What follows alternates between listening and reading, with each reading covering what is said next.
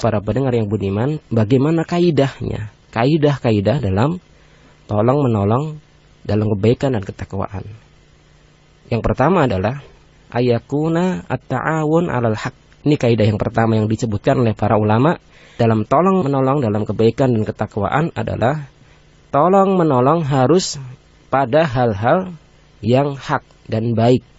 Ini kaidah yang harus kita pegang ketika kita hendak menolong saudara kita, teman kita, keluarga kita. Harus dibangun dari asas, dari basic yang kita tolong adalah perkara kebaikan dan ketakwaan. Allah Subhanahu wa taala telah menjelaskan dalam ayatnya jelas sekali. Dan tolong menolonglah dalam kebaikan dan ketakwaan. Janganlah kalian tolong menolong dalam dosa dan permusuhan. Kemudian Nabi SAW memberikan permisalan. Permisalan ini agar kita mengambil faidah, mengambil ibrah atau pelajaran dari misal ini. Nabi SAW memberikan gambaran kepada orang-orang yang tolong menolong kepada dosa dan permusuhan atau kezaliman, di mana beliau bersabda, "Man nasara qaumahu ala ghairil haqqi fahuwa kal ba'ir alladzi rudiya ay saqata fi bi'rin fahuwa yunza'u bi dzambihi."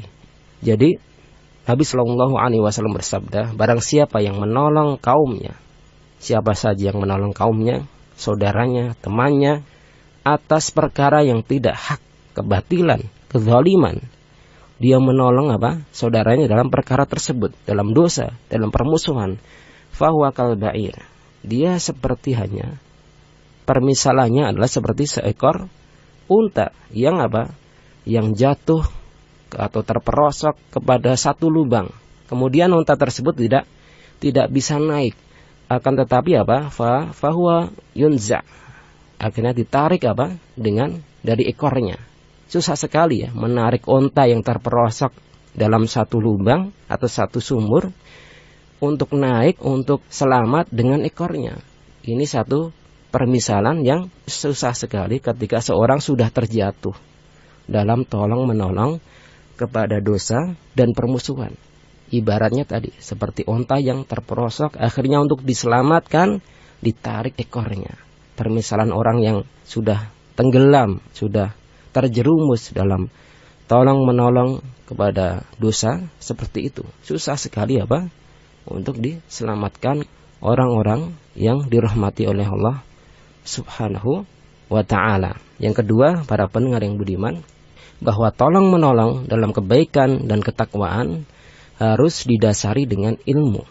Maksudnya kita harus mengetahui bahwa yang kita tolong benar-benar benar-benar hak.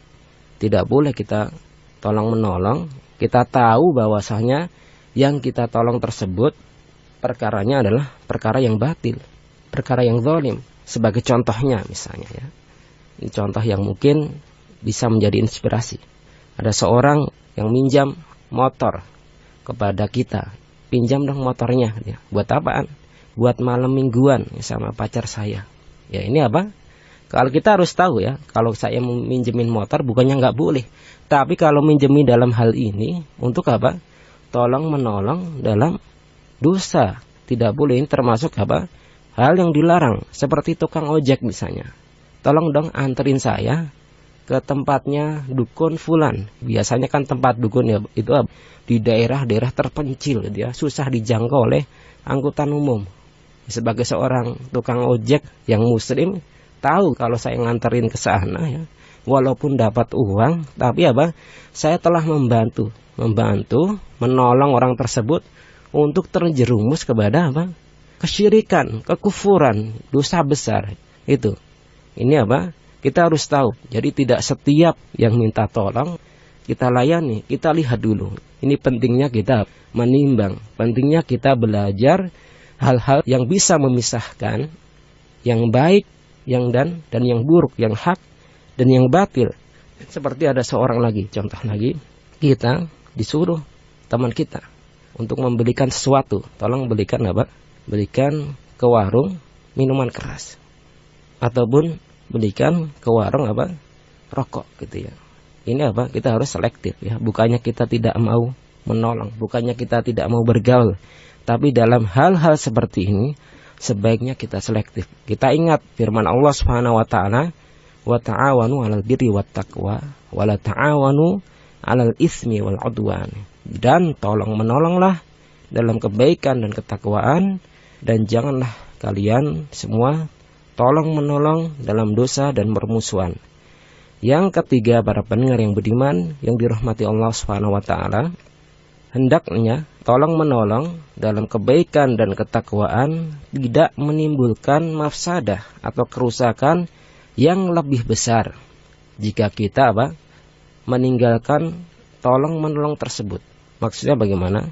Ketika kita hendak menolong seseorang, hendak melarang seseorang, ketika kita berpikir, kita pertimbangkan, jika saya menolong nanti justru akan menimbulkan mafsadah atau kerusakan yang lebih parah, yang lebih besar, maka sebaiknya dipending, jangan dulu. Ini sebagaimana yang dicontohkan oleh Rasulullah SAW ketika mafsadah atau kerusakannya lebih besar dalam kita amar ma'ruf ataupun nahi munkar, itu lebih besar daripada kita kita berdiam, lebih baik dipending ya. Nabi SAW pernah mendapati seorang badui, ja'a a'rabiyun fabala fi ta'ifatil masjid, datang dari daerah badui masuk ke Masjid Madinah.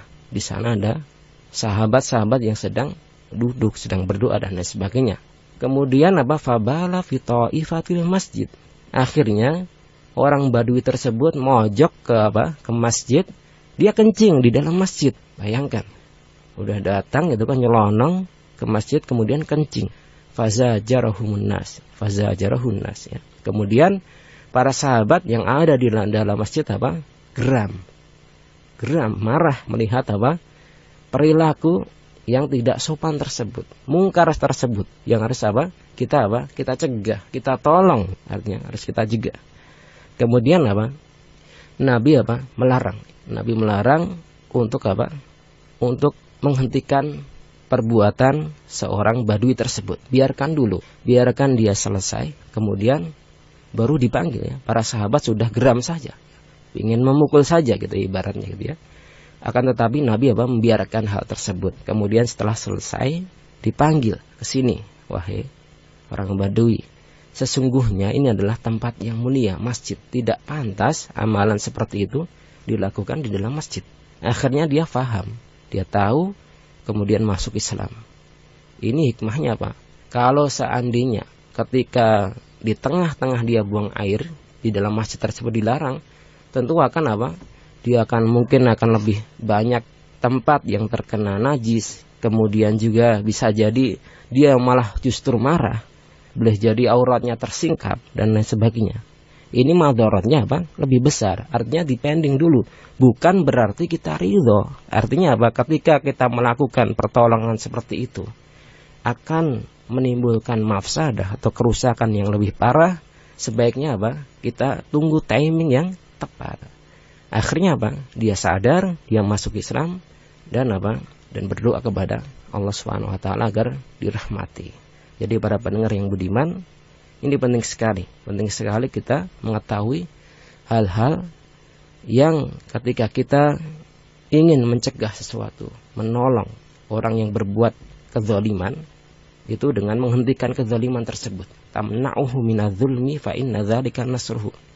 Jadi kalau kita ingin menolong kepada orang-orang yang berbuat zalim, itu mencegah perbuatan zalim tersebut, itu bentuk pertolongan dia. Satu hari ya, contoh sekali lagi ya, Syekhul Islam Ibnu Taimiyah rahimahullah pernah melewati sekelompok atau sekumpulan orang Tatar, yang mana terkenal tentara Tatar ini bengis, kejam ya, pembunuh kaum muslimin ketika dia tidak mabuk.